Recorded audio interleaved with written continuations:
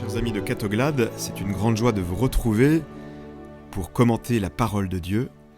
Notre ami Julien m'a demandé de me présenter un peu à vous, afin que vous sachiez qui commentera dimanche après dimanche l'Évangile tout au long de cette année liturgique. Alors je le fais bien volontiers. Donc je suis l'abbé Guillaume Antoine, je suis prêtre du diocèse de Coutances et Avranches en Normandie, et je vis à l'abbaye de la Lucerne, qui est une abbaye magnifique située dans la baie du Mont-Saint-Michel, un lieu qui a une très longue histoire, puisque elle a été fondée en 1143 et elle accueillait à l'origine des frères de l'ordre de Prémontré. J'ai donc reçu la mission d'y créer un centre spirituel et culturel qui se développe peu à peu. Et vous pourrez donc bien sûr sur les réseaux sociaux ou sur internet découvrir un peu davantage l'histoire de cette abbaye. Ce n'est pas ma seule mission, car j'ai aussi la mission d'être missionnaire diocésain, c'est-à-dire que je prêche de temps en temps des missions, ici ou là, dans le diocèse de Coutances. J'ai également la charge de la pastorale des jeunes, du doyenné de Granville et Villedieu. Donc je suis aussi au contact régulièrement de jeunes pour leur annoncer le Christ et l'Évangile. Et puis enfin, j'ai une très belle mission aussi, comme aumônier national de la Fédération française des petits chanteurs, qu'on appelle les puericantores. Donc en fait, il y a un peu plus de 3000 petits chanteurs à travers la France. Donc vous savez, c'est toutes ces maîtrises, ces manécanteries de cathédrales ou d'établissements scolaires ou bien d'églises paroissiales, et donc qui chantent les louanges du Seigneur. Voilà, donc vous connaissez peut-être tous les petits chanteurs à la croix de bois qui sont les plus connus au sein de notre fédération, mais il y a plein d'autres maîtrises. Voilà, et j'aurai d'ailleurs la joie l'été prochain d'accueillir toutes ces maîtrises en Normandie pour un congrès national qui devrait réunir 1000 petits chanteurs.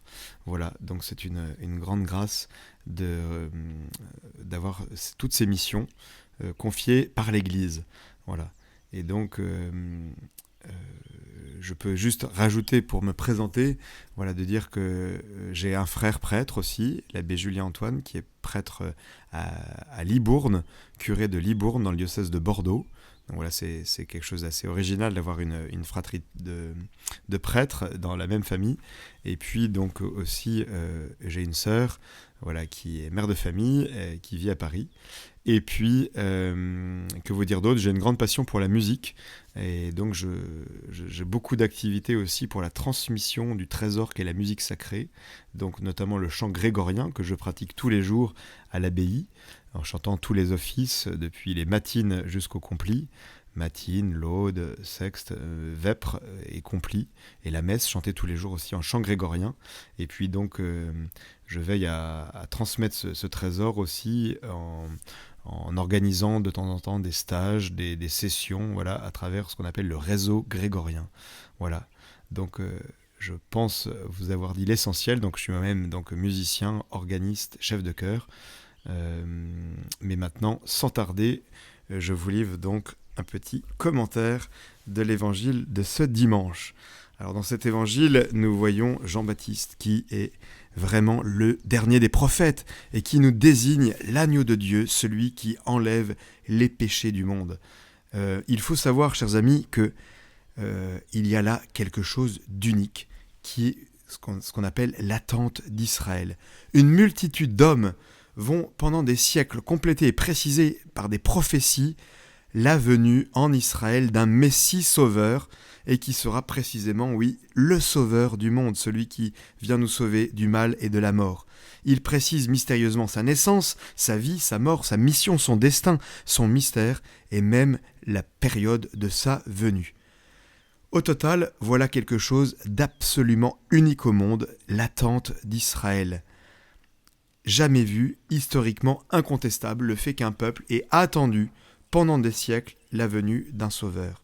Jésus se référait lui-même constamment à l'accomplissement des prophéties reçues pendant plusieurs siècles qui ont créé en Israël cette attente unique au monde de la venue du Messie. Et d'ailleurs, Jésus dira, vous le savez bien, sur la croix, tout est accompli. Oui, tout a été accompli par Jésus d'une manière stupéfiante. Et voilà que Jean, aujourd'hui, est celui qui est vraiment celui qui désigne ce Messie sauveur tant attendu.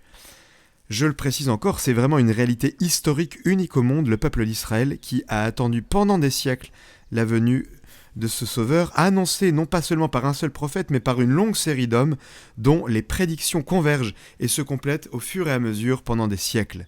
Cette attente a été le fait d'un petit peuple, Israël, ballotté par l'histoire, mais qui a survécu à toutes les confrontations avec les empires voisins, et qui sera finalement dans l'avenir le seul peuple résistant à la dissolution du monde antique, en conservant intacte son identité malgré sa dispersion et en gardant toujours la certitude inébranlable d'être l'instrument d'un destin éternel aux dimensions du monde.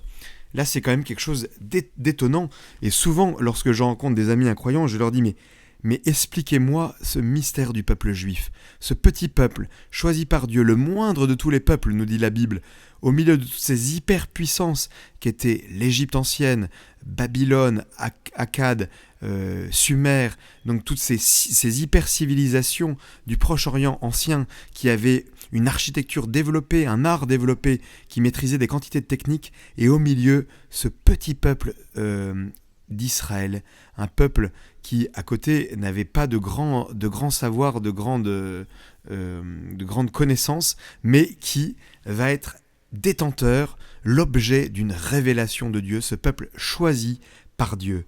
Et, comme vous le savez, donc bien sûr, l'annonce de la venue par ce peuple, au sein de ce peuple, de la venue d'un sauveur. Au temps du Christ, tous cherchaient dans l'Écriture le moment de la venue du Messie, annoncé mystérieusement. Mais précisément s'agissant de sa vie, de sa mission, de sa naissance, de sa mort, et même de la date de sa venue, l'attente de l'accomplissement des temps était devenue tellement forte et précise en cette période particulière de l'histoire, qu'il y eut plus de 100 candidats Messies recensés par les historiens à l'époque de Jean-Baptiste. À tel point que, comme le peuple était dans l'attente, le dit l'évangile de Luc, quand Jean-Baptiste parut, tous lui demandaient « Es-tu celui qui doit venir, ou devons-nous en attendre un autre ?» Et c'est vrai que notre bon Jean-Baptiste, il pouvait avoir vraiment des allures de Messie par sa prédication, par la puissance de ce qu'il annonçait. « Je sais que le Messie doit venir, dit la Samaritaine, celui qu'on appelle Christ.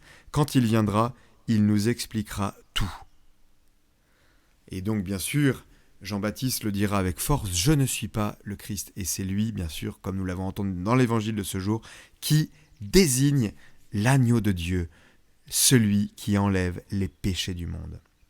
Au temps du Christ, l'attente d'Israël est à son paroxysme à cause des 2 prophéties de Daniel qui datent le temps de la venue du Messie après les 70 septénaires prophétisés au temps de Darius et au temps du 4e royaume après Nabuchodonosor qui lui a vu succéder les Perses, les Grecs puis les Romains. Il fallait aussi que le sceptre s'éloigne de Juda et que le monde cesse toute guerre pour accueillir le prince de la paix, comme l'annonce le prophète Isaïe. Ce qui arriva, nous le savons, au temps de la paix d'Auguste, la Pax Romana d'Auguste. D'ailleurs, quand vous allez à Rome, vous pouvez voir l'Arapachis Auguste, donc qui a été construit en l'honneur de cette paix d'Auguste, qui vraiment est le seul empereur au cours du règne duquel il n'y a pas eu de guerre. Et comme par hasard, bien sûr, vous le savez, c'est au temps d'Auguste que naît le Christ, le Messie sauveur. Le temps de la venue du Messie a été prédit par l'état du peuple juif, par l'état du peuple païen, par l'état du temple, par le nombre des années. Je cite Blaise Pascal, ici, je poursuis. « Il fallait que les 4 monarchies, le sceptre ôté de Juda et les 70 semaines arrivassent en même temps, et le tout avant que le 2e temple ne fût détruit. » Vous pouvez trouver ça dans les Pensées de Pascal 708 et 709. Il est très étonnant de constater qu'il y avait aussi une attente unique à cette époque chez les païens. Nous trouvons par exemple chez Tacite et Suétone cette attente. Virgile le décrit et le rapporte dans les oracles de la Sibylle de Cume, annonçant la Vierge et son enfant merveilleux, ou encore les astrologues babyloniens qui avaient aussi calculé avec une précision étonnante la venue d'une fameuse étoile. Même les Juifs qui n'ont pas reconnu le Christ témoignent de la précision de ces attentes, reconnaissant par exemple dans le Talmud, à la fin du 1er siècle, que toutes les dates calculées pour la venue du Messie sont désormais passées.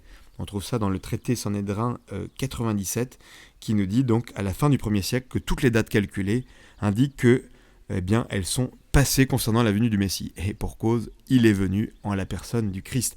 Jean-Baptiste ne s'y est pas trompé. Encore une fois, aujourd'hui, il le désigne. Voici l'agneau de Dieu qui enlève les péchés du monde. Toute la vie du Christ va être un accomplissement des prophéties. Imaginez, c'est comme s'il y en avait une personne dont plus de 300 éléments de sa vie auraient été écrits avant qu'il vive. qu'il les réalise méthodiquement. C'est ce qui s'est passé dans le Christ. C'est comme si nous avions 300 éléments de sa vie prophétisés, annoncés, qui se réalisent précisément, méthodiquement dans sa personne. Et Jésus, bien sûr, le dit, il ouvre à l'intelligence des Écritures, par exemple les disciples d'Emmaüs, en leur disant, comme cela nous est rapporté dans l'évangile de Luc, et commençant par Moïse et parcourant tous les prophètes, il leur interpréta dans toutes les Écritures ce qui le concernait. Vous l'avez compris, chers amis, cette attente du Messie par Israël, cet accomplissement des prophéties témoigne vraiment de la vérité du Christ, et c'est un élément absolument inouï. Et bien sûr, aujourd'hui, nous entendons Jean-Baptiste qui reconnaît, qui désigne véritablement ce Messie sauveur tant attendu par Israël. Voici l'agneau de Dieu qui enlève les péchés du monde. C'est de lui que j'ai dit, l'homme qui vient derrière moi est passé devant moi, car avant moi, il était. Et il précise encore, moi, je suis venu baptiser dans l'eau pour qu'il soit manifesté à Israël. Voilà, l'attente d'Israël est accomplie en la personne de Jésus, notre Sauveur, celui que nous confessons dans la foi. Alors, chers amis de Catoglade, oui, que la bénédiction du Seigneur descende sur vous, que vous puissiez reconnaître tous en Jésus le Sauveur du monde, celui qui vient nous sauver du péché de la mort. Que le Seigneur vous bénisse et vous garde au nom du Père, du Fils et du Saint-Esprit. Amen.